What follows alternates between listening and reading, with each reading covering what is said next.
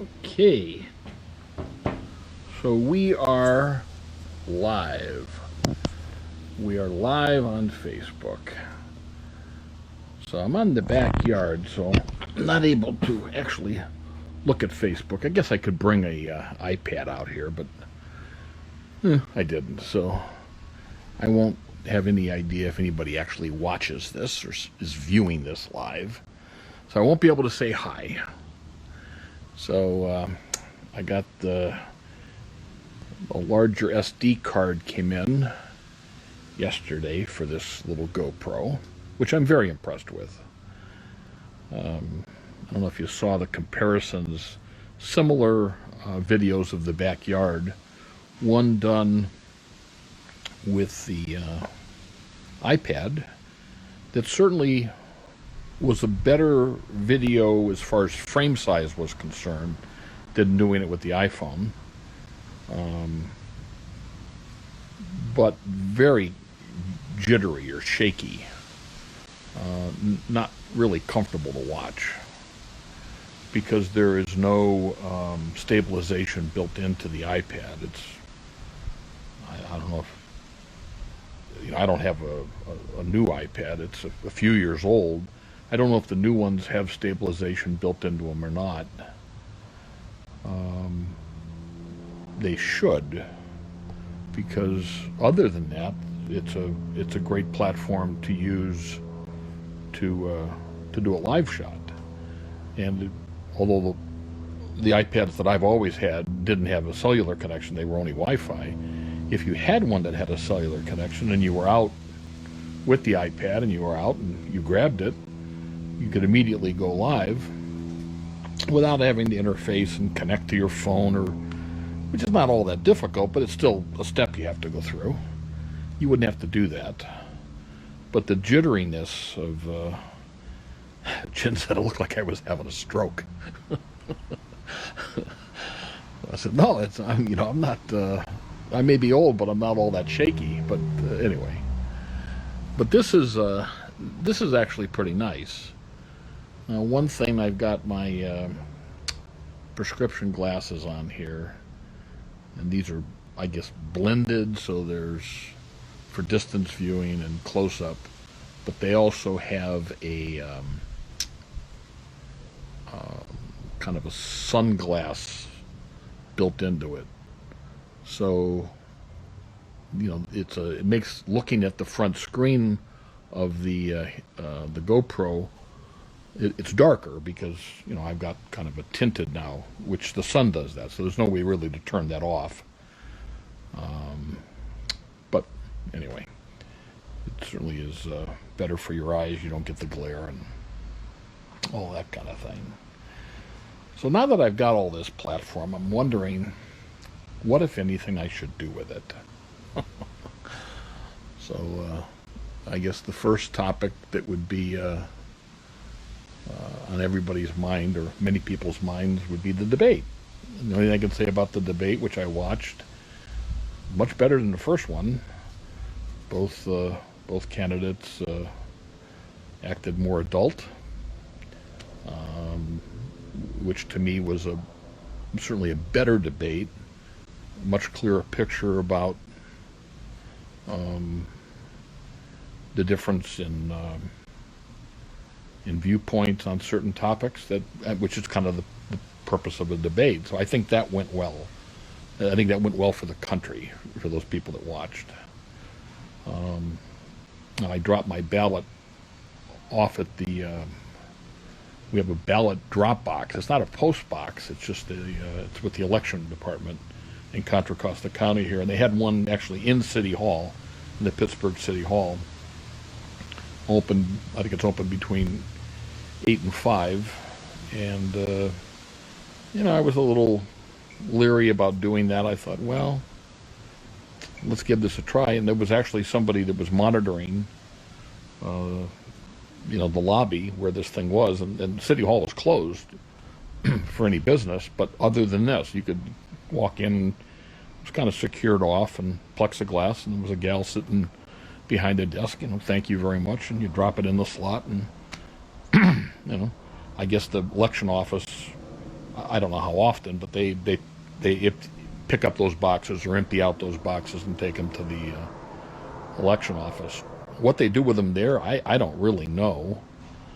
What I like about, and this is all perception, I don't really know that this takes place, but the last couple of times that I voted, which was always in person, you fill out your ballot, at least here, you fill out your ballot, and you put it into a machine that I think reads it and tabulates your remarks. And it's not a chat, it's not a punch card thing, so it's not a hanging chat issue. You basically fill in a little circle with dark pen, and I guess it reads what your choice was. Now I don't know that it's more or less accurate than punch cards, but that whole hanging chad stuff that took place, I think in Florida here a number of years ago, no possibility of that.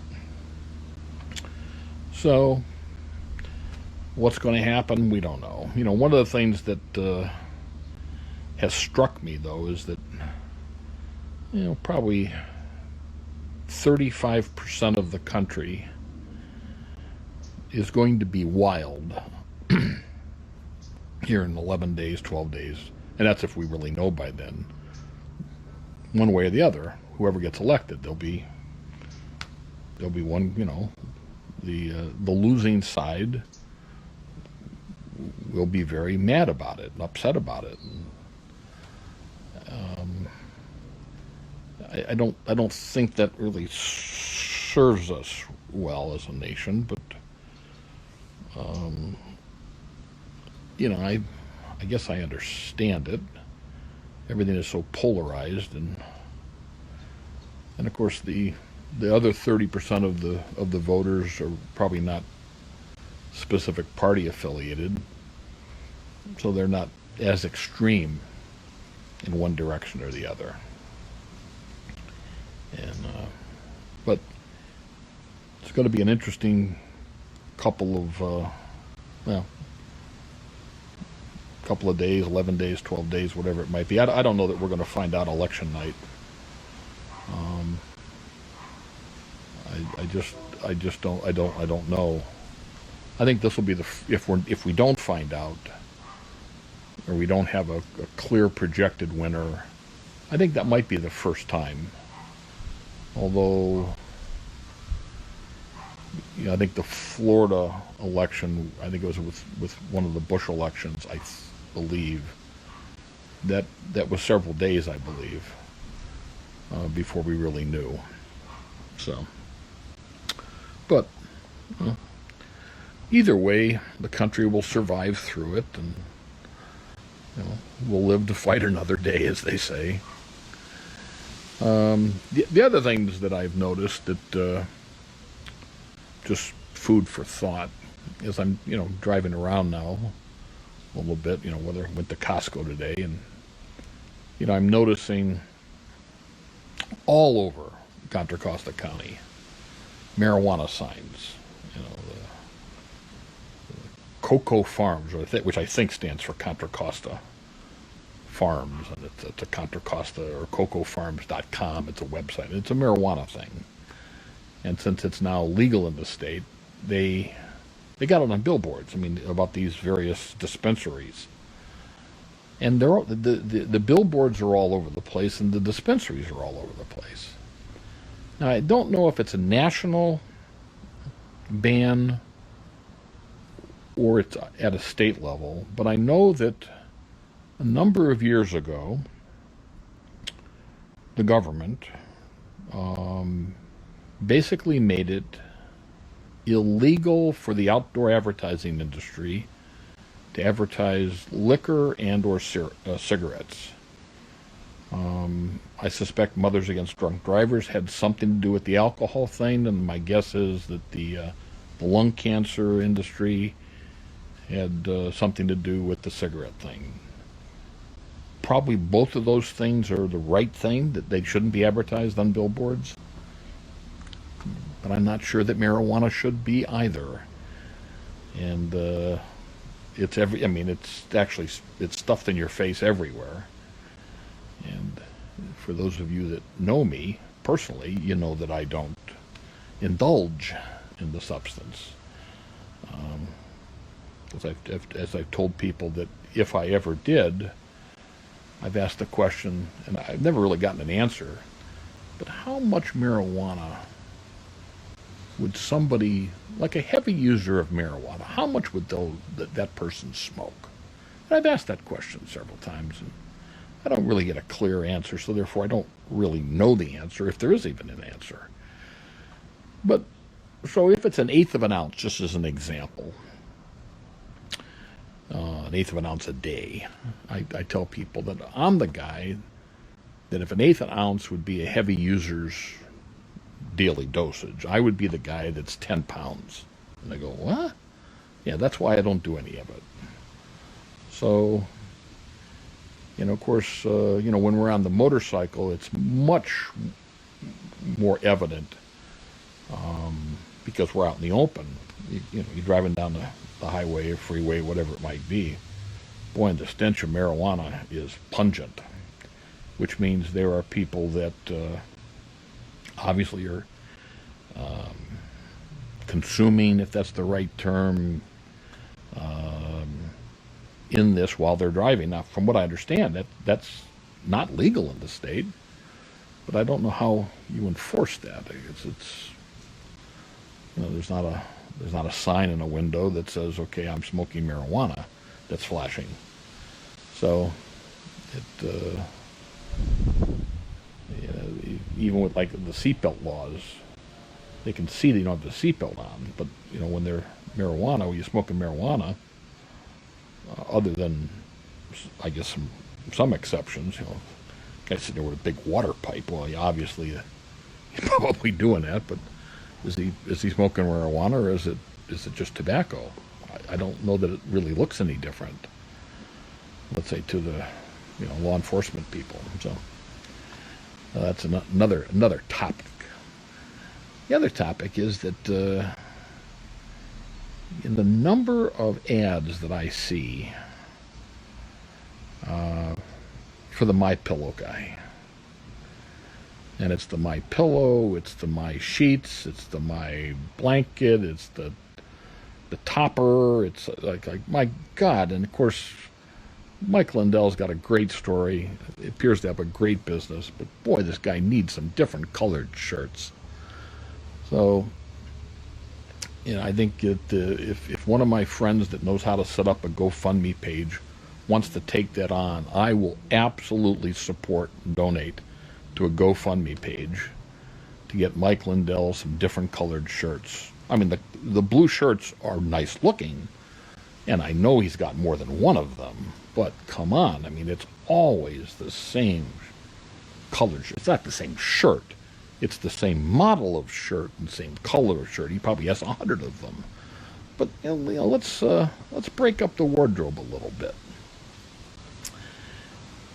Some of the other things that I see on television that are alarming is that I'm starting to now see commercials for like schizophrenia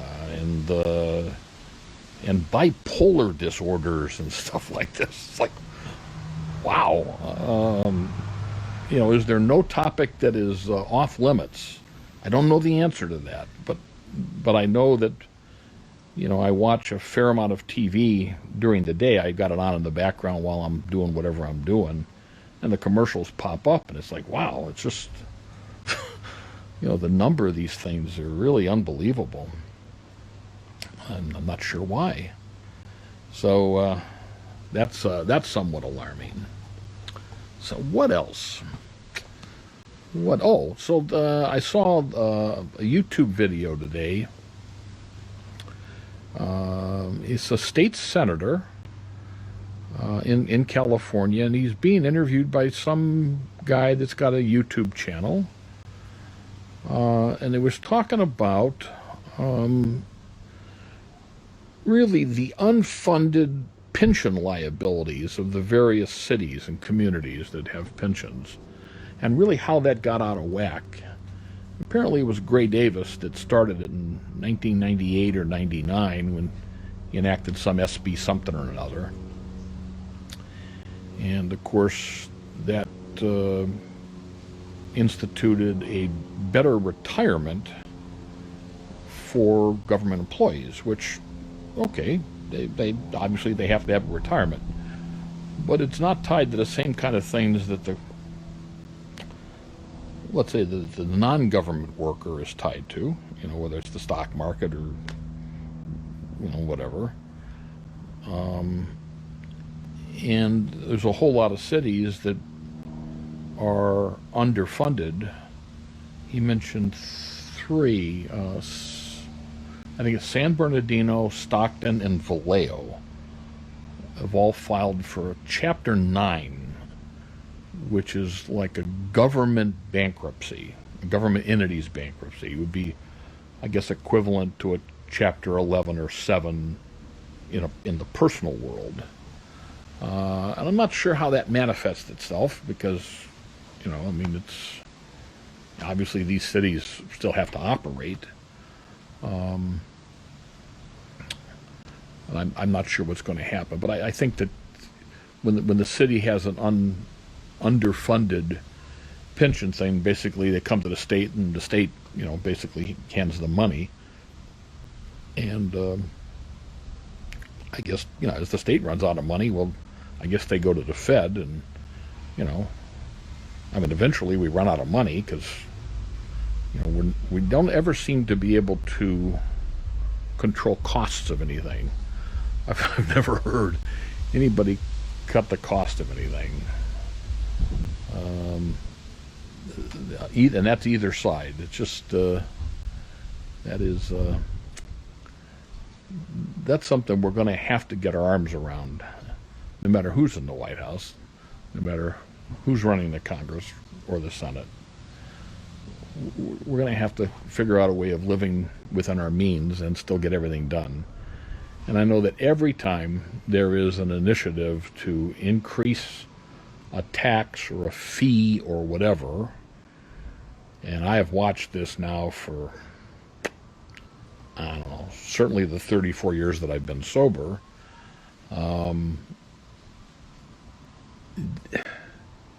it's always because of the police and the fire and the hospitals and the nurses and the teachers. It's always because of those people. It's never because of the administrators or the planning departments or the road departments, other than gasoline tax, which, as we know, that's supposed to be for road improvements. But I don't know how much from the most recent gas increase went to fund, it was several billion, I think, was pulled out of this thing to give to the rail system between Fresno and Bakersfield, which are two real hot spots that people are clamoring to ride a train between those two destinations. Oh yeah. I have no idea what that's all about, but my guess is somebody's brother-in-law is helping to make that rail system. But, you know, that's another topic. Anyway, so those are the things that have come to mind today. And I'm sitting in the backyard where it's a beautiful, I don't know, 72 or so degrees, a little breeze. And tree is here blocking a little bit of the sun. And it's just another perfect day in paradise. Jenna's up taking a nap. Well, Costco didn't have any Diet Coke. And, you know, they had Diet Pepsi, but I don't really like Diet Pepsi, so I'll go back next week. I still have some in the icebox. But, and if I ran out of Diet Coke, it wouldn't be the end of the world. Although the can recycling people would miss me. Anyway, so that's all I got. I think that's it. Be interesting to see if anybody's actually watched this. It doesn't really say even on the app on the phone, which I think I showed this yesterday. it just shows the health of the stream. And in this, look at that. Isn't that beautiful? That is a white boulevagia. And that is fairly uncommon white. I'm not sure. I think Chin got those online, and they came in, and all they were little sticks. And I thought, oh God, you spend $7 on these couple of little sticks. I mean, it's like this is just a ripoff. But she planted them, and I guess put them in water for a little while, and they grew some roots, and she babied them, and she's got them now. I think she had 5 sticks, and 4 of them have actually bloomed or, lived. Well, that's amazing. But she sure does spend a lot of time on this, and it brings her great happiness. So, anyway, so that is all I got. I hope everybody has a good weekend. Oh, I did, one other thought on the GoPro. I did buy a little RAM bracket specific for the GoPro, and it ships directly from RAM. And I've got a RAM ball on my handbrake. I got some in several places, but on the handbrake, I'm thinking that if I put this little post and then the camera on it, I might be able to put this on the bike securely, where you don't want to lose these things. I mean, they're not that expensive, but you don't want to have to rebuy them every time you go for a motorcycle ride, because that would get expensive.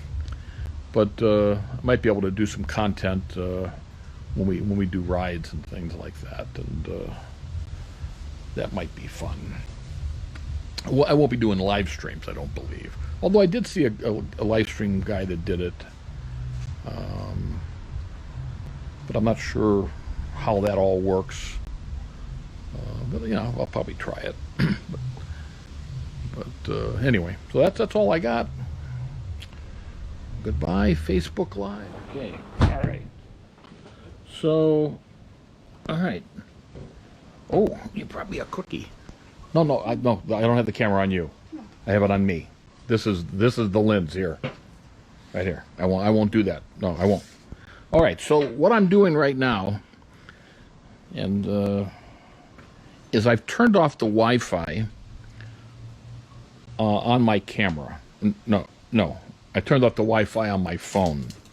So I'm feeding this directly over a cellular connection, not using my home Wi-Fi. Now, it's recommended that when you do 1080, that you do it via Wi-Fi, but I'm in an LTE connection, and so I wanted to see how this would do. And this is going to be very, very short. Here, let me show you. Chin brought me cookies. Okay, but I won't put Chin on camera if she doesn't want to be on camera, because that would create a problem. And I have learned in my 71 years of... Oh, those are not for me cookies. Those are for you. Oh, okay, thank you. Okay, thank you. Like a young kid. I am like a young kid. I am a young kid. I'm a 71-year-old young kid. Anyway, I'm just a young boy. Anyway, that's all I have. So I wanted to see if this... So this I could do this when I'm not at home, and depending on the quality of the cell connection, and I'll look at the way that looks when I conclude this this live stream. This will be a wrap. Anyway, over and out. Bye.